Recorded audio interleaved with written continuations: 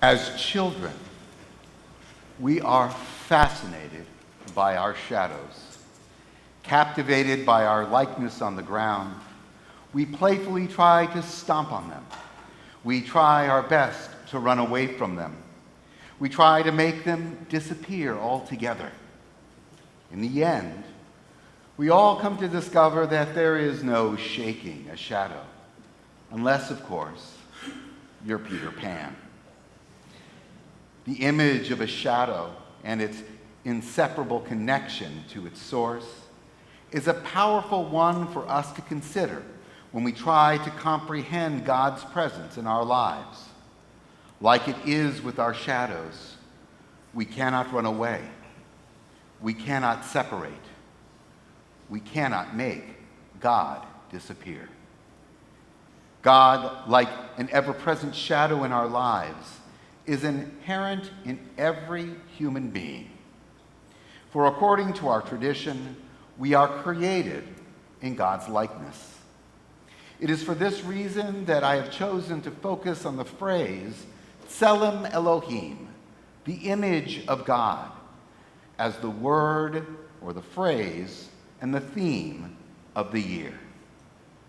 Our faith teaches us that we are created B'Tselem Elohim.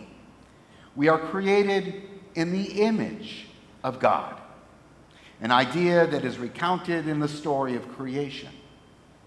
In the book of Genesis, in the story of the creation of human beings, the Torah teaches us that every single human being is created in God's image, a belief that forms the bedrock of our understanding that every person is inextricably linked to God, that each of us carries within us a divine spark.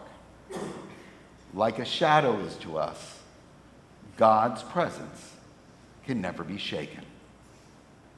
There is a story that is told of a conversation between the angels. This conversation takes place just moments before God creates human beings. For the angels have just learned that God plans to make human beings in God's image, which to the angels is unfathomable.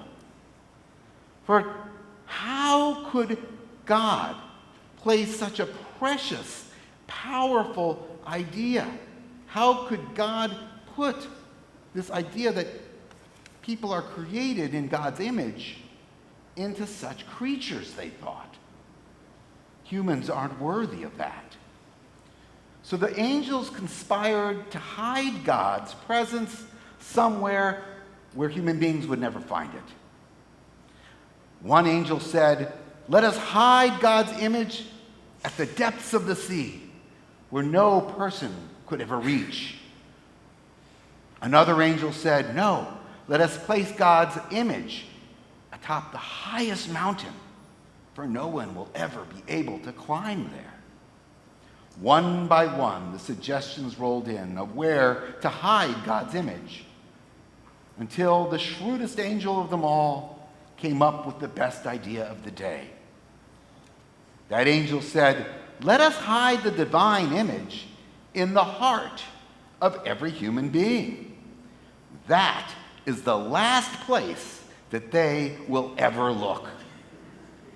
So the angels hid the divine image within the heart of every human being, where it has resided ever since. One of the themes of Rosh Hashanah is to plumb the depths of the heart, to allow what we find there to shape how we understand ourselves and how we understand our relationships with others. And if we embrace the idea that God's presence is woven into the fabric of the heart, then the work that we do during this season has the potential to prove the angels wrong. The idea that we are created in B'Tselem Elohim invites us to reframe our actions with each other and with the world around us in three profound ways. Number one, recognizing that we are created in God's image not only suggests that we share the same blueprint, but we also share the same needs.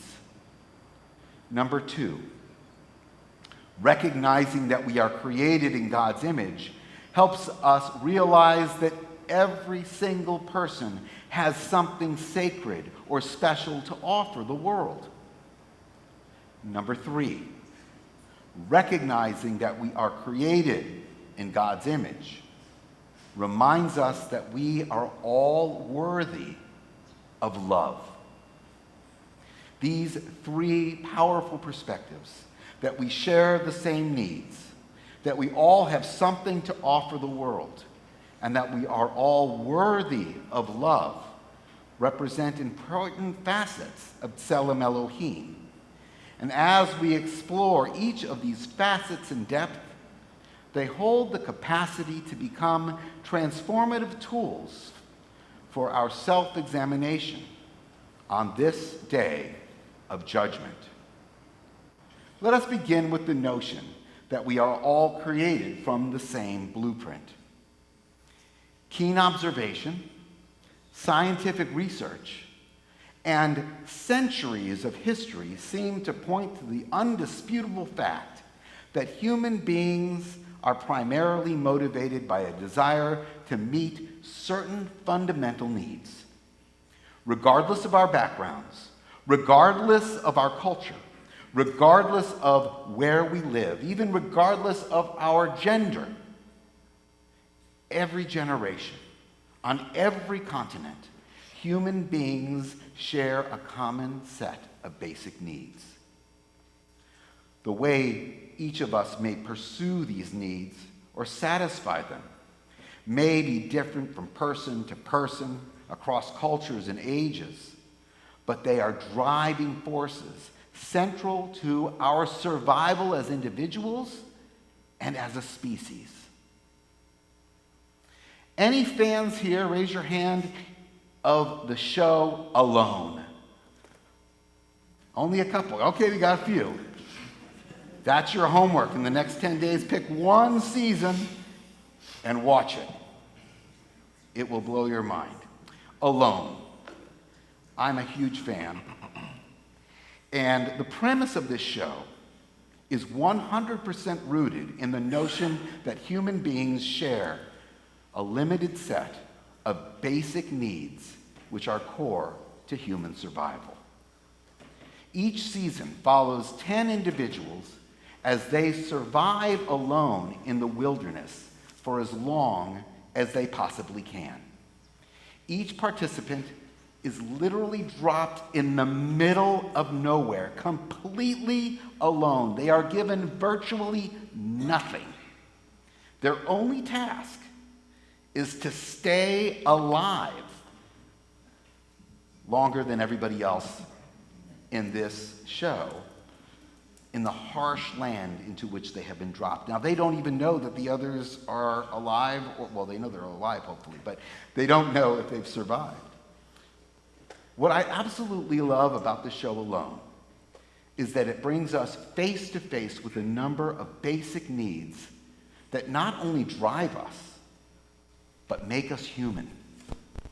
Those needs can be boiled down to 4 basic things: security, meaning, love, and learning.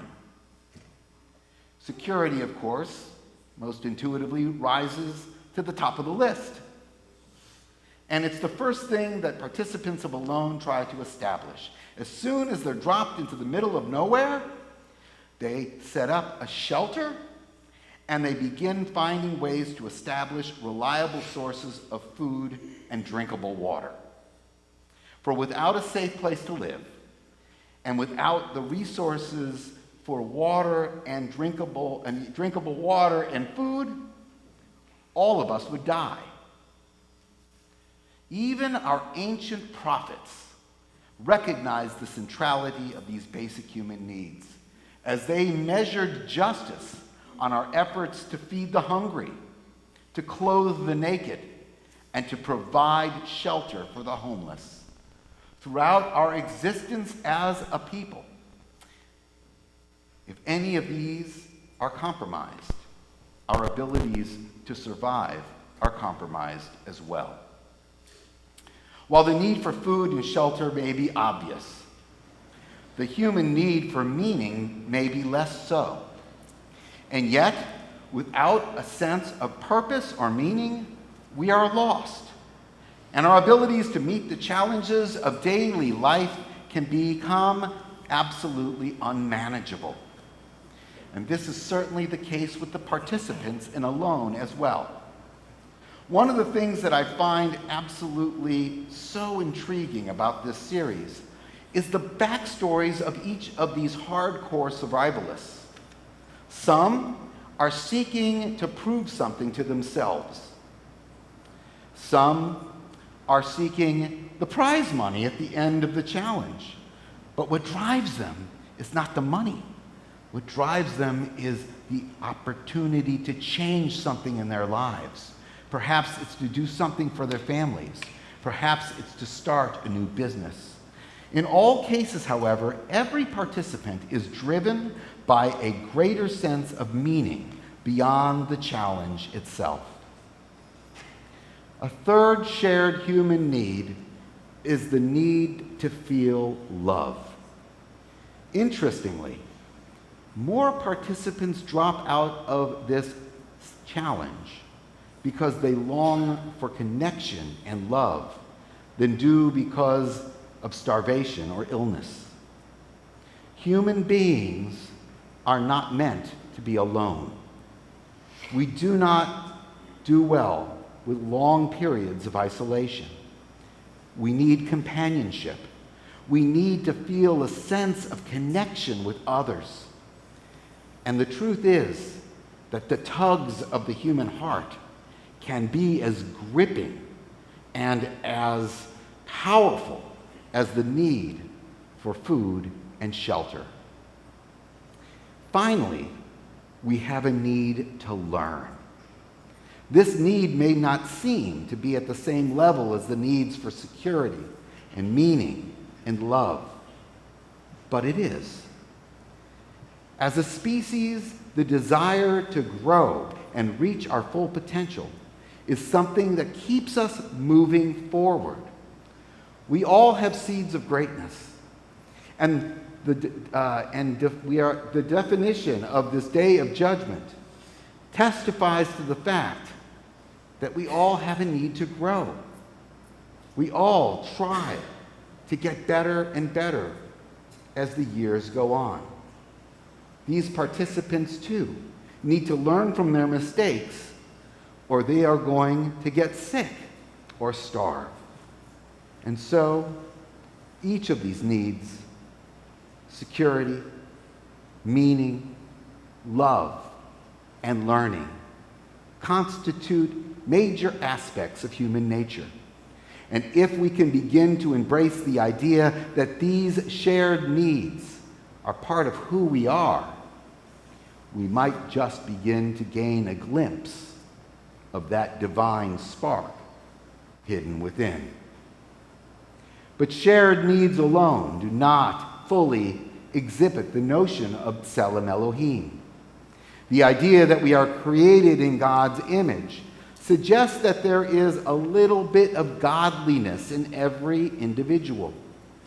And if this is the case, if we can seek to identify our God-given gifts, we approach a second important facet in embracing Tselem Elohim in our lives and how it can help us make for a better year ahead.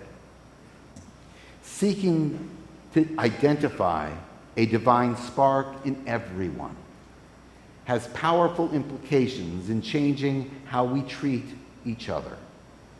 Embracing the idea that everyone is endowed with a God-given gift invites us to give credence to the inherent worth of every single person we encounter.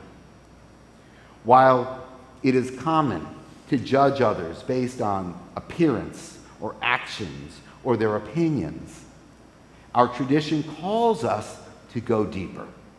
Our tradition calls us to see beyond the surface and recognize the inherent dignity in everyone.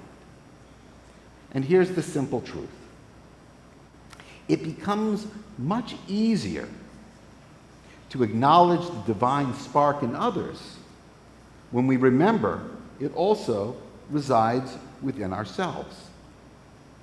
I'd like to invite you to do a brief exercise with me. It's very appropriate for the season and the purpose of this day of judgment. Think of a relationship in your life that is currently in need of repair. Someone with whom you're struggling, with whom you have some kind of stress. Picture them and find one positive quality that you recognize in their character. Hold on to that quality and associate it with their face. Allow that quality, if just for a moment, to help you shift your feelings. The truth is that it is so much easier to focus on our differences. This is especially true in the presence of those who do not share our views or who may rub us the wrong way. But remembering that we have shared needs and trying to recognize that spark of divinity, that God-given gift that resides within them, can go a long way in building bridges of civility and kindness in our world. Rosh Hashanah carries with it expectations for renewal. And in the case of renewing our relationships with others, we need to start by renewing the way we choose to see them. This includes looking for the good in everyone we encounter. It doesn't mean ignoring their flaws or overlooking their mistakes or feeling from time to time that they are annoying. But it does demand that we reach beyond our superficial judgments and open our hearts with compassion. And this brings us to the third and final way B'Tselem Elohim can help us improve ourselves and our relationships in the year ahead. And that is remembering that we are all worthy of love. One of the many names for God is Rachamim, which means compassion. This title underscores the idea that God is inherently compassionate and reflects the belief that God is not only a source of justice in this world, but also a source of boundless love and understanding. If we embrace the idea that God is woven into the fabric of the human heart, or as the angels claim, hidden there, then expressions of love and acts of compassion might be understood as manifestations of this divine spark in our everyday lives. When we show compassion to others, we are translating this divine quality into action in the world. When we extend ourselves in acts of compassion, we are saying, I see you. I recognize your needs. You are worthy of love. Love and compassion, from this perspective, become more than mere sentiments. They represent intentional actions, and each constitutes an active response to the recognition of our shared humanity. It is interesting to note that the Hebrew word for compassion, rachamim, shares the same root for the Hebrew word for womb, which is rechem. Rachamim, rechem. You can hear the connection, right? Rachamim, rechem. This shared root underscores the idea that, like the womb, compassion can be seen and understood as a vessel for nurturing, a vessel for life affirmation, a vessel for deeply embracing our humanity. When we approach others with compassion, we open ourselves to becoming very connected to others in an intimate, personal way.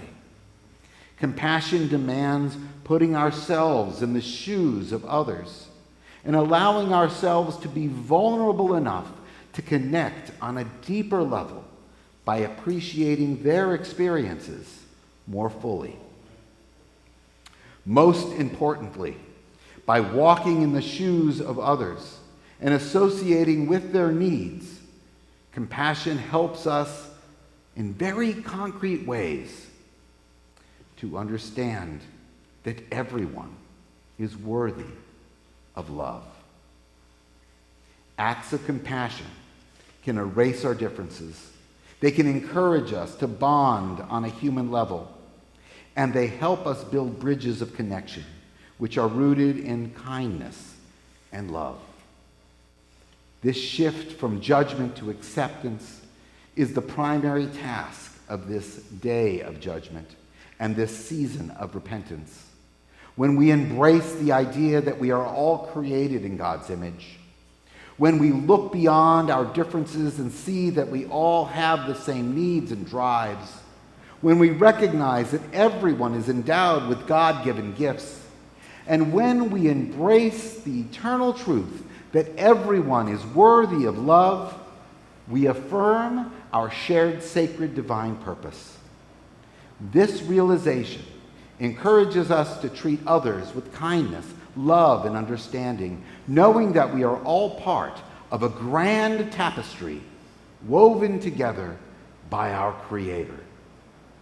The work that we do during this holy season is partially driven by the question, how might honoring the image of God in ourselves and in others impact the way we behave in this world? Rabbi Akiva said the following, which I think helps us really embrace this idea. This great sage said, God's love for human beings is demonstrated by the fact that we are created in God's image. But God's love goes one step further, according to Rabbi Akiva. God has made it possible for each of us to know that we are created in God's image. Knowing we are B'Tselem Elohim, being fully conscious that we are created in God's image, is indeed a gift. If we can prove the angels wrong and find God in our hearts, this knowledge of godliness can shape who we are and how we interact with the world. Over the course of the next 10 days, let us strive to find ways to honor B'Tselem Elohim in ourselves as we seek to usher in a year of kindness, a year of understanding, a year of love. Ken Yehi Ratzon. May it be so.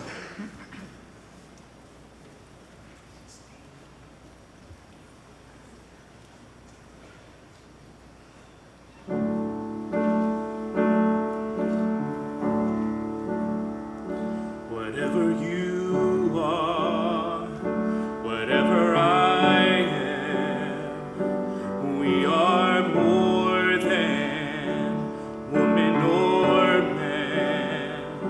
Whatever you are,